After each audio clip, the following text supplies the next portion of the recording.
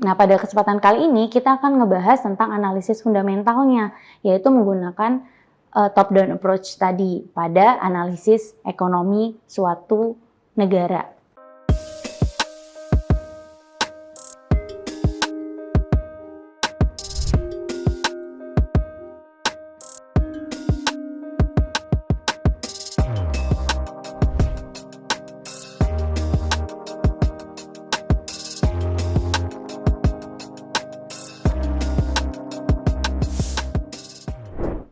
Assalamualaikum warahmatullahi wabarakatuh. Selamat datang di kuliah Teknokrat. Perkenalkan, nama saya Siti Angelika Sindiasari. Pada kesempatan kali ini, saya akan membahas mengenai analisis ekonomi dalam investasi di pasar modal dalam mata kuliah Pasar Modal dan Manajemen Portofolio.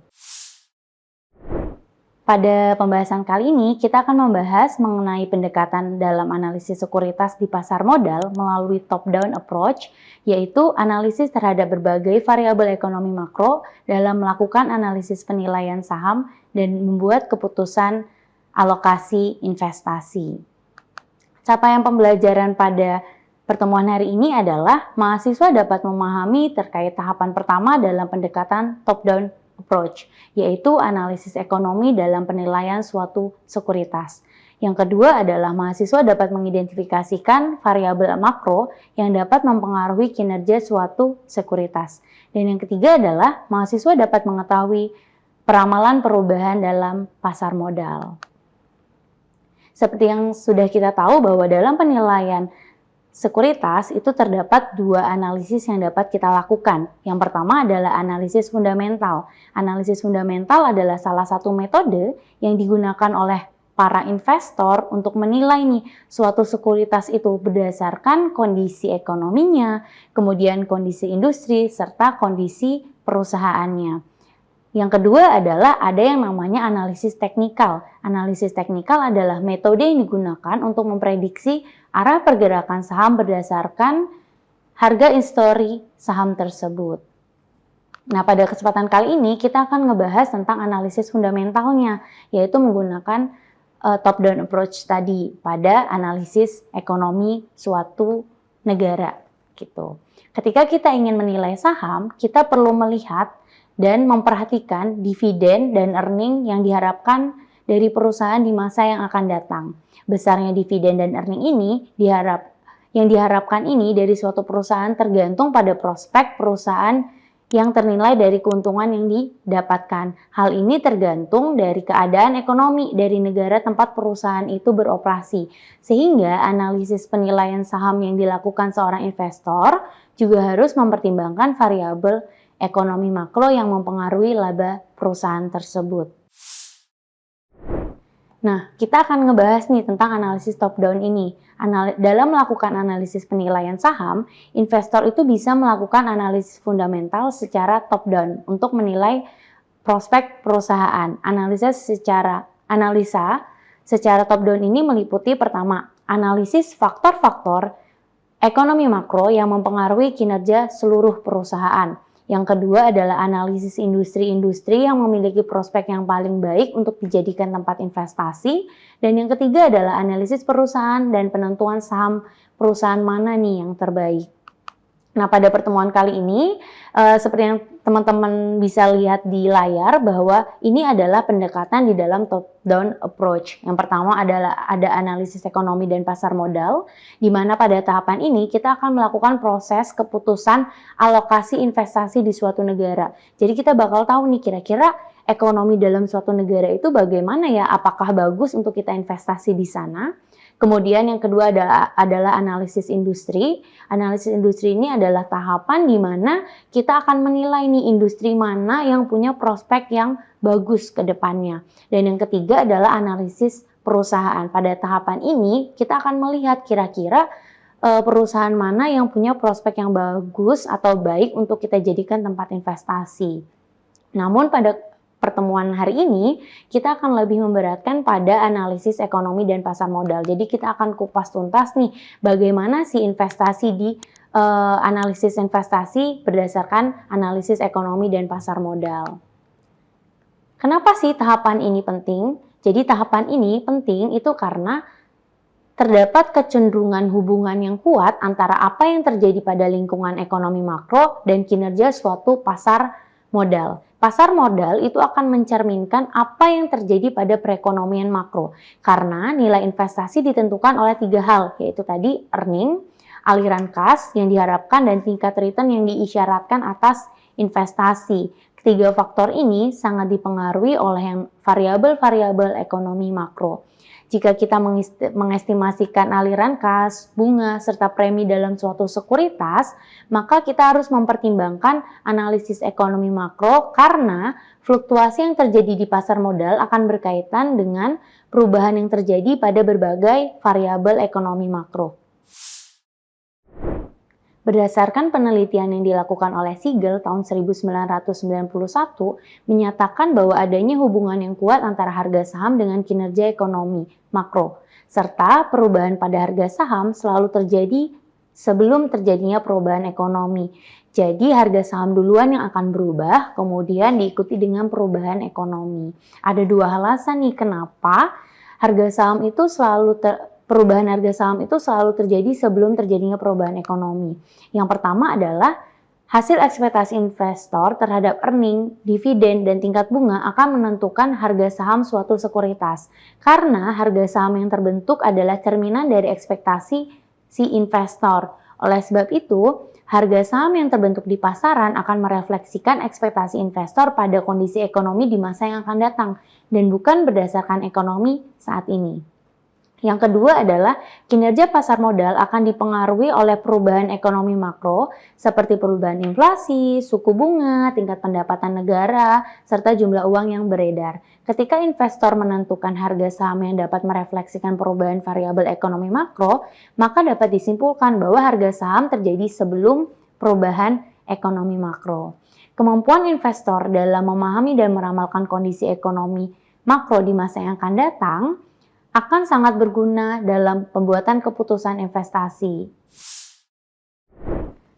Berdasarkan penelitian yang dilakukan oleh Tandelilin pada tahun 1998, terdapat faktor-faktor ekonomi makro yang berpengaruh terhadap investasi di suatu negara, yaitu pertama ada PDB, inflasi, tingkat bunga, kurs rupiah, anggaran defisit, investasi swasta, serta neraca perdagangan dan pembayaran. Kita akan bahas satu-satu nih, masing-masing faktor-faktor dari ekonomi makro ini.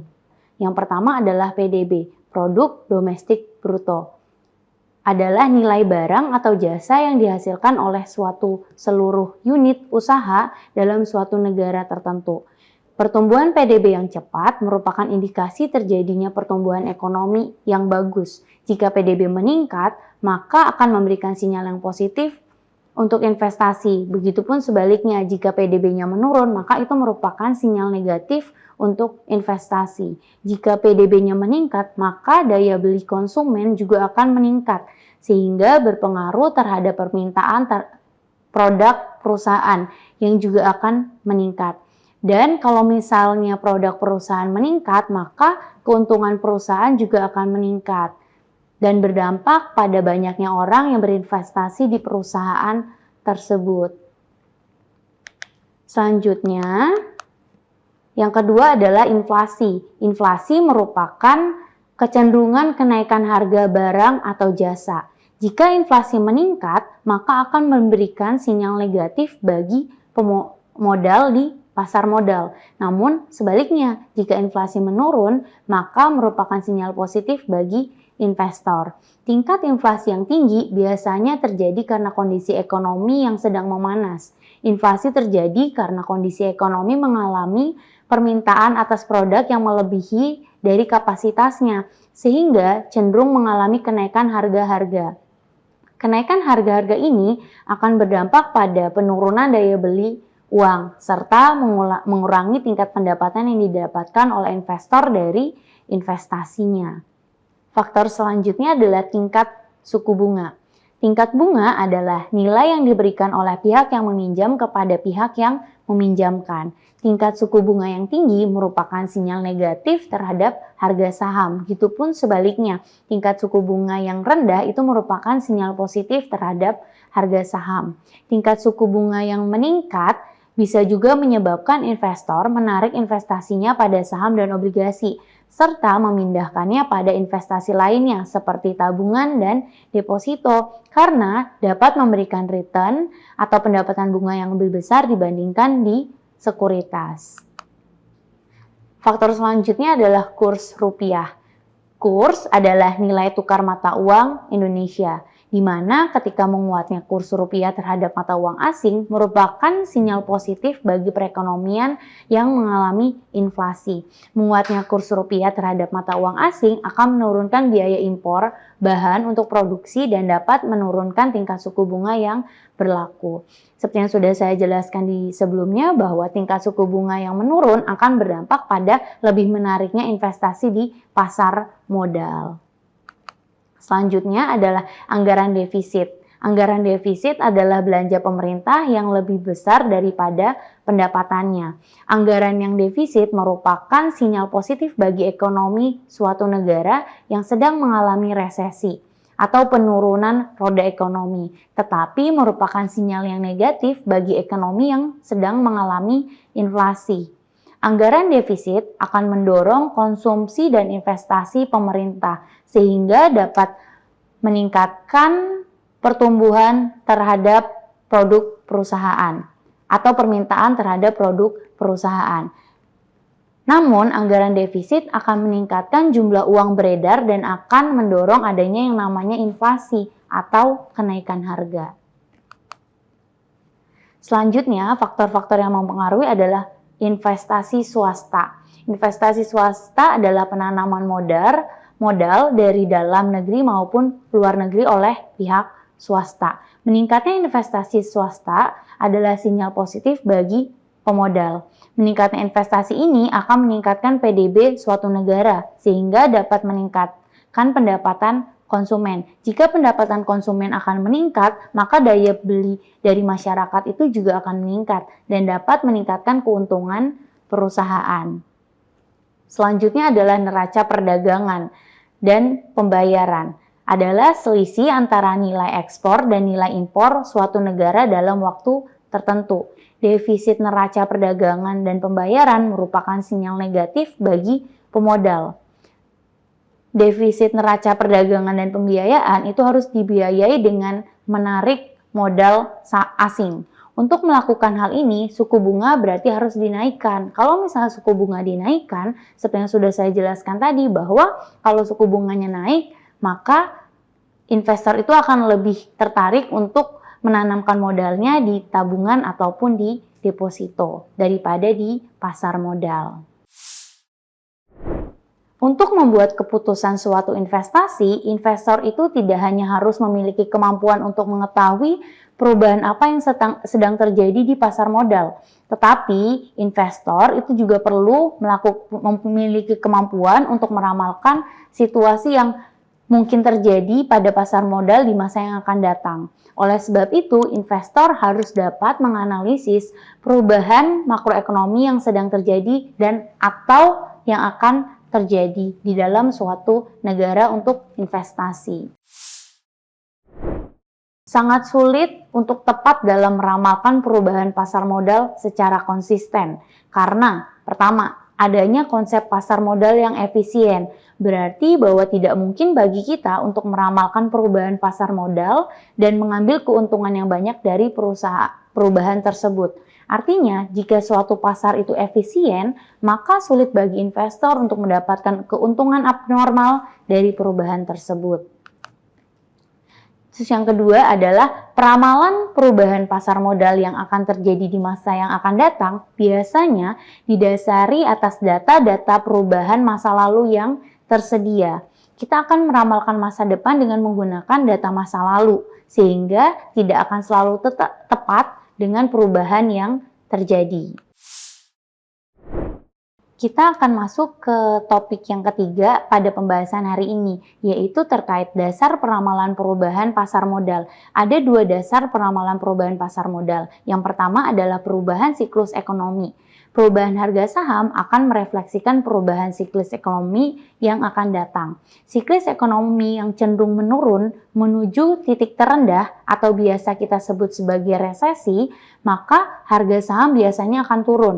Semakin kuat resesi, maka semakin drastis penurunan harga saham.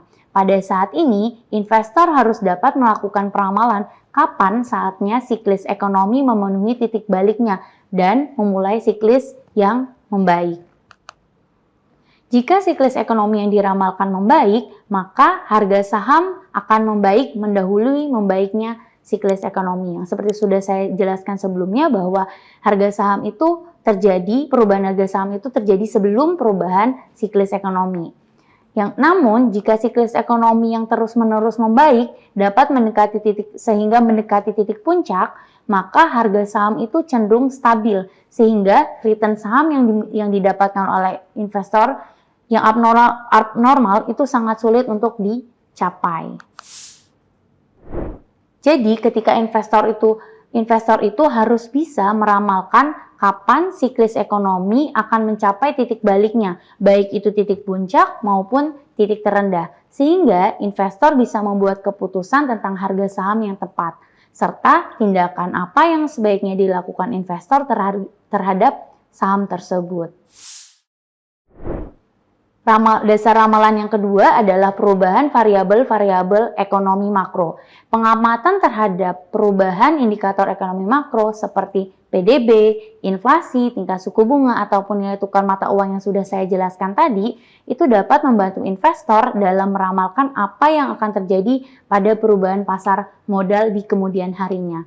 Kemampuan untuk meramalkan perubahan variabel-variabel ekonomi makro akan sangat membantu investor dalam membuat keputusan investasi yang tepat dan menguntungkan. Oke, kita sudah membahas terkait pendekatan top-down, yaitu menggunakan analisis ekonomi dalam pemilihan suatu sekuritas. Kemudian tadi kita juga sudah membahas tentang mengidentifikasikan variabel makro yang dapat mempengaruhi kinerja suatu sekuritas. Dan yang terakhir tadi kita sudah melakukan peramalan perubahan pasar modal melalui dua hal, yaitu melihat siklus ekonomi dan melihat perubahan dari variabel-variabel ekonomi. Terakhir dari saya mengutip dari kata dari Jesse Livermore, seseorang harus mempelajari kondisi umum pasar untuk menangkap dan mengantisipasi probabilitasnya. Sekian dari saya, apa yang bisa saya sampaikan pada hari ini. Semoga apa yang saya sampaikan pada hari ini dapat bermanfaat untuk diri kita dan orang-orang di sekitar kita. Jika ada salah kata, saya mohon maaf. Dan saya akhiri, wabillahi taufiq wal hidayah. Wassalamualaikum warahmatullahi wabarakatuh. Jangan lupa untuk like, komen, dan subscribe channel YouTube dari Kuliah Teknokrat.